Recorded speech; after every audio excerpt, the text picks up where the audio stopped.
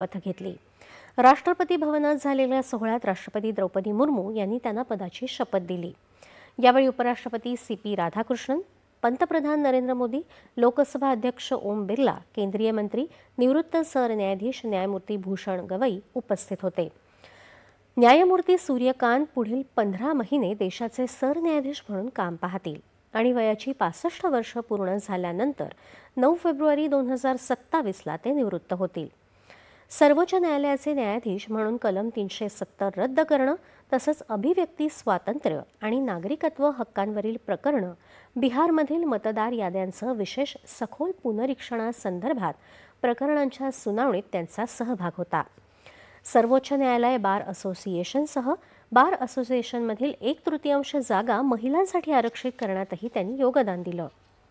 शपथविधीनंतर सरन्यायाधीश न्यायमूर्ती सूर्यकांत यांनी सर्वोच्च न्यायालयाच्या परिसरात असलेल्या राष्ट्रपिता महात्मा गांधी आणि भारतीय राज्यघटनेचे शिल्पकार डॉ. बाबासाहेब आंबेडकर यांच्या पुतळ्याला पुष्पहार अर्पण करून अभिवादन केलं।